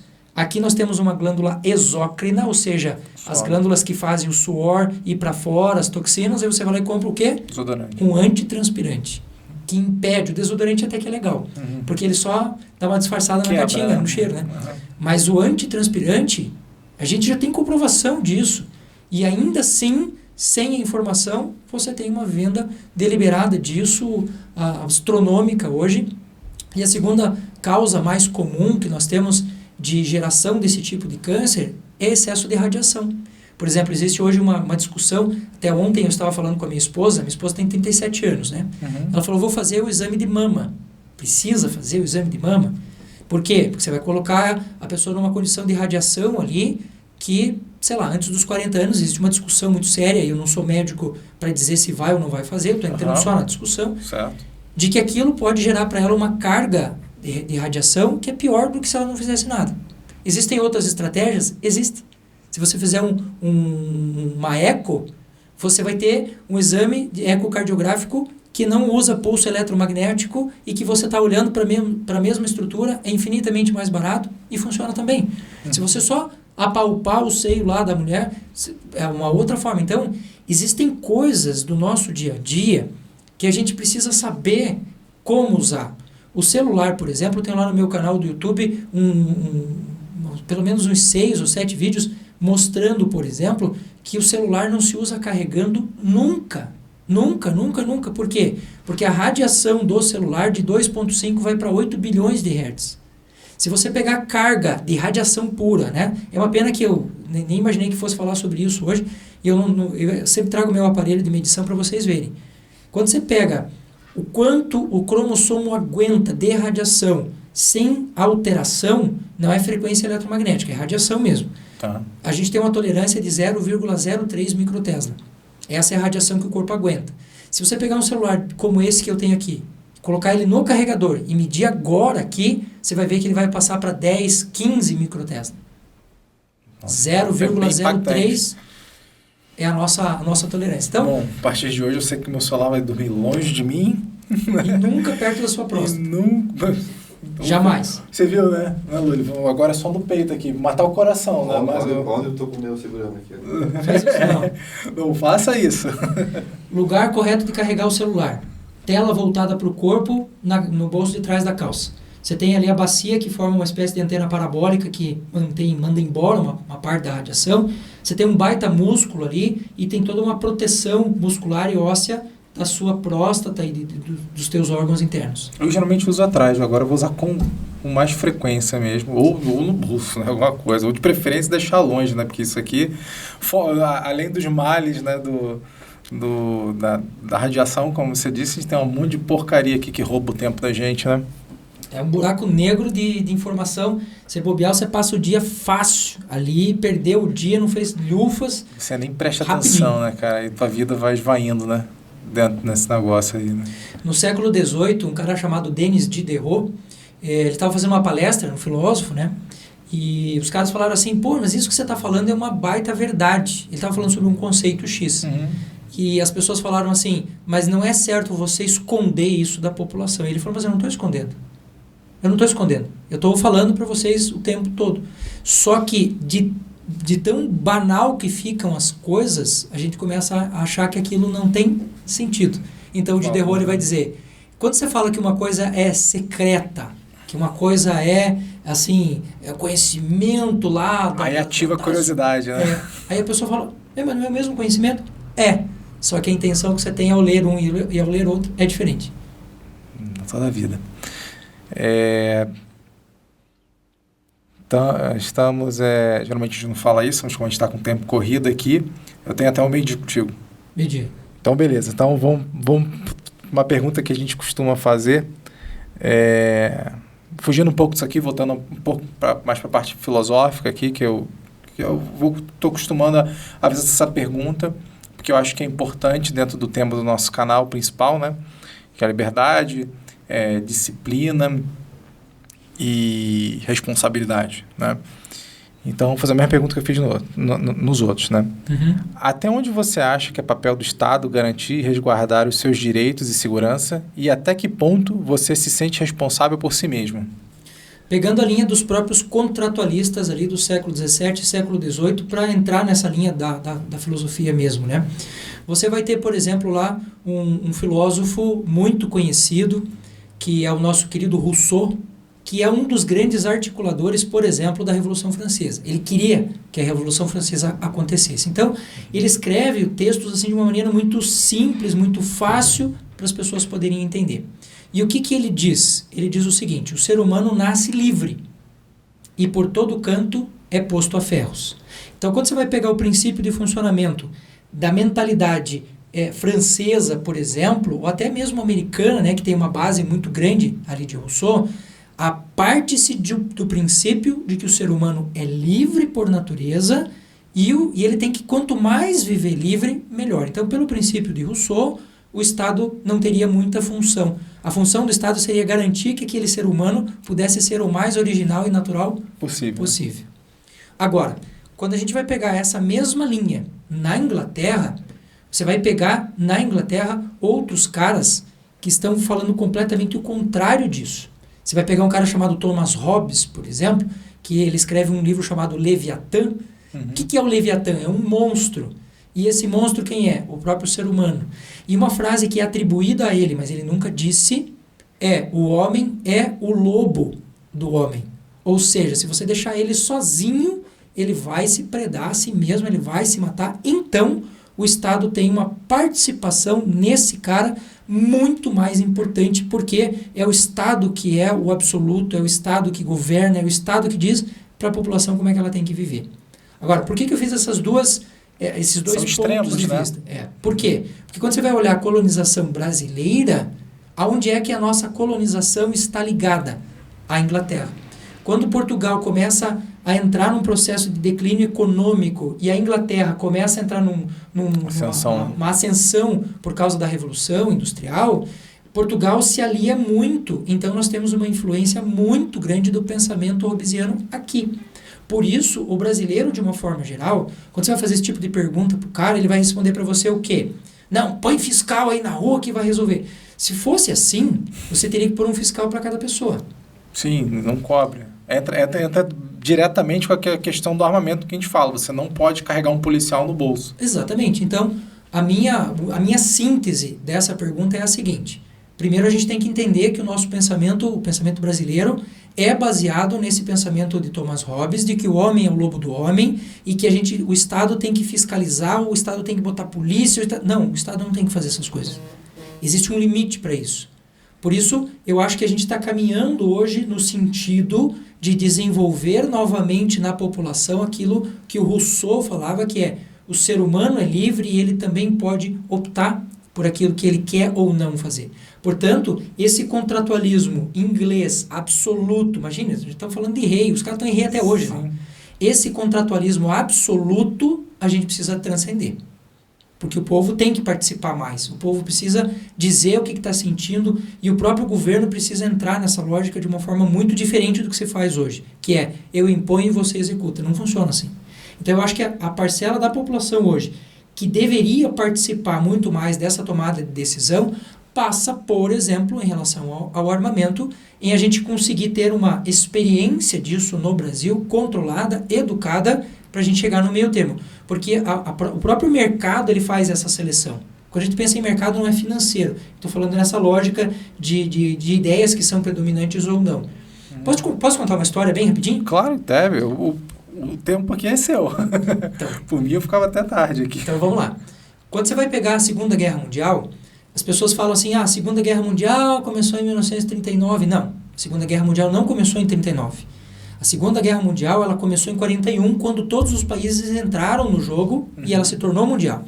Mas já existiam guerras anteriores que já estavam acontecendo. Então, por exemplo, a gente fala assim, os nazistas queriam dominar o mundo. Não, os nazistas queriam dominar a Europa. Se você pegar o Japão, você vai ver que o Japão, desde a década de 20, já tinha programas e projetos de dominar o mundo. O Japão. Foi na Segunda Guerra, a invasão da Manchúria, da Coreia. Eu vou chegar. Já é, né? Em 1930, o Japão invadiu a Manchúria. Por quê? Né? Em 1930. E ao mesmo tempo que o Japão já pensava em invadir ou a Ásia, ou o outro lado do oceano, que você tem ali a costa oeste americana, que também tem muito recurso, e também poderia ser uma possibilidade para que o Japão pudesse se desenvolver. Muito mais estratégico do que os alemães. Porque ele tinha de um lado a América e ele tem do outro lado a Ásia. Então, o que o Japão fez? Invadiu o que tinha menor força de reação. Quem era que tinha menor força de reação? A China. Aí, quando a gente vai olhar para a história, e você pega toda a história da Segunda Guerra Mundial, e depois pega lá os estrategistas japoneses e pergunta para os caras... Eu vou fazer um parênteses aí, porque a China é um país extremamente ressentido, né? Sim. Que foi invadido pela Inglaterra, por todo mundo, né? E hoje em dia, eu não tô abonando o que eles falam, o que eles fazem hoje em dia, o comportamento que eu acho abominável, eu pessoalmente, né? Mas eu consigo entender, ter um mínimo de empatia, não concordar. Ter empatia não quer dizer a mesma coisa que concordar, né? Continua, exatamente. por favor. E aí, quando os caras perguntaram para os estrategistas japoneses por que eles invadiram a China e não os Estados Unidos, a resposta dos caras... Cara, é muito categórica. Nós estamos falando da costa oeste americana. Costa oeste, quando você fala nos Estados Unidos, lembra o quê? Velho oeste. E quando você lembra em velho oeste, qual é a primeira coisa que te vem à cabeça? Todo mundo armado. Arma.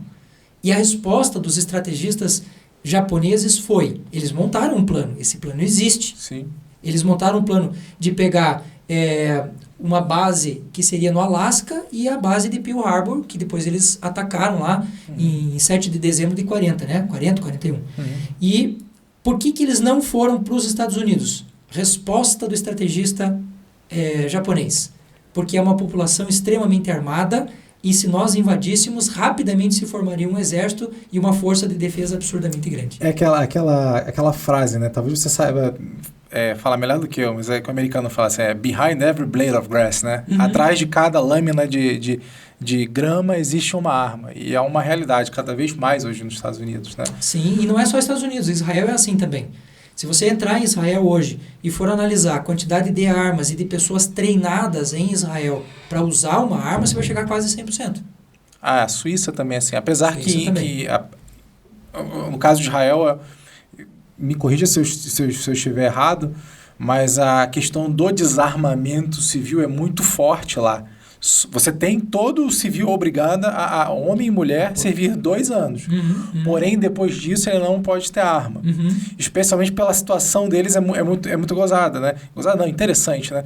Porque você tem vários povos dentro daquele estado, né? Então, eu não concordo, mas eu entendo a lógica em você tentar deixar minimamente menos armada a população naquele caso, porque de fato eles estão tentando se matar o tempo todo. Se é palestino, com israelita, com cristão e tudo mais, alguns um pouco mais, eu não vou entrar nessa seara, porque... É complicado. É complicado, eu não estou lá, não posso julgar, mas eu entendo, né? Aquele negócio, a gente tem empatia mesmo não concordando.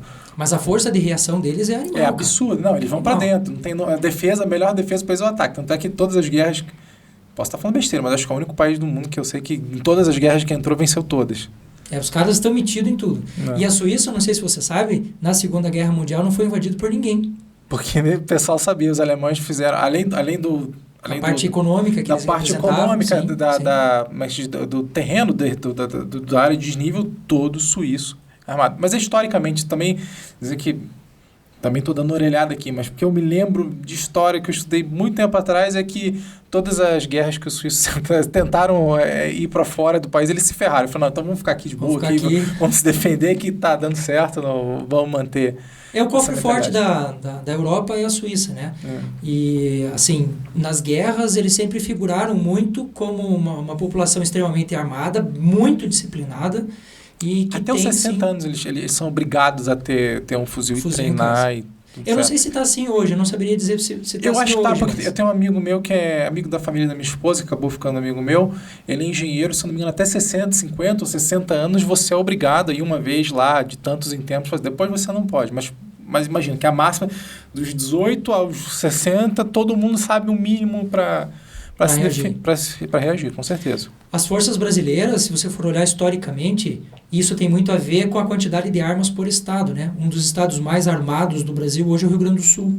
Se você for Fronteira, olhar... né? É o Texas brasileiro, dizem, né? Mas ele está muito envolvido em conflitos ali, né? Você vai ver os grandes conflitos, as grandes revoluções... Quando eu digo grande, eu não estou falando em importância. Porque mais volume, vamos assim. Mas em volume de mortes e assim, as ações militares e tempo, inclusive, ele sempre esteve envolvido em tudo. E hoje, se você chegar no Rio Grande do Sul, para conversar com qualquer pessoa, você vai sentir esse bairrismo rio-grandense clássico da defesa da pátria, do meu estado, da minha terra e tal. A gente brinca, né? O pessoal, as pessoas de Porto Alegre, mas em Porto Alegre é muito melhor, né? Claro. Então eles têm, e é compreensível, né? Compreensível. Faz parte da cultura isso, né? Então, a partir do momento em que a gente tem essa coisa bem desenvolvida mesmo, né? Mental, educacional, respeitando a cultura e tudo mais, eu acho que a gente só tem a ganhar. Quando eu vejo uma lei que enfia goela abaixo, desrespeitando todos esses níveis hierárquicos que a gente falou agora, de cultura, de tempo, de educação e tudo mais, eu acho que a gente acaba trazendo mais prejuízo do que benefício. A gente deveria aprender mais com isso, né? Acho que aí entra também um pouquinho de outros assuntos que a gente já conversou sobre desobediência civil, né? Se uma lei ela é inócua, se ninguém segue, ela vira inócua, né? E aí... Princípio da inutilidade. E a gente tem muito disso no Brasil, né? Uma máxima até que eu falei, que eu comentei, que assim, a insegurança jurídica que o brasileiro normal tem, porque é um, como você usou outra referência lá de Hobbes, né? É um leviatã, um monstro de legislação que você nunca sabe... Cara, alguma coisa você tá fazendo uma lambança, você tá errado. Você não sabe nem como mas você tá errado. Se alguém procurar direitinho, certo, você nunca tá. Então você acaba virando um pouco de refém, né? Um pouco de... refém do Estado, né? E você... E é uma relação doentia, se você passar para pensar que você é refém dele, mas você procura um resguardo nele. Então, assim, ele tá com a faca e com o escudo do lado, né? Então, você tá no meio, né? E achando que... Mas é o princípio hobbesiano mesmo, né? Você vai ver o Estado como aquele que supre as necessidades da população. As pessoas falam mal do Estado e falam mal da política, mas todo mundo quer a solução que venha dele, né? E quer uma teta. Se pudesse pendurar no Estado de algum jeito, ele vai fazer. Obviamente que eu não estou falando que as pessoas que estão no Estado são assim. Mas hoje, quando você vai ver a população, por exemplo, e você vai falar de um benefício como, sei lá, até o próprio auxílio que a gente está tendo agora no Covid, todo mundo quer. Fala mal do Estado, mas que é o benefício. Eu conheço algumas pessoas que realmente não precisam e pegarem, outras que pegaram. Eu, pessoalmente, não me senti à vontade, né? E realmente dá uma secada, né? Mas, graças a Deus, eu tive condições de manter, eu não achei justo, né? Pegar. Mas é uma posição minha, não julgo ninguém quem faz... estamos chegando já quase ao nosso tempo. Também queria te perguntar uma última pergunta, que eu acho que ela vai... a gente consegue estender um pouquinho o nosso tempo.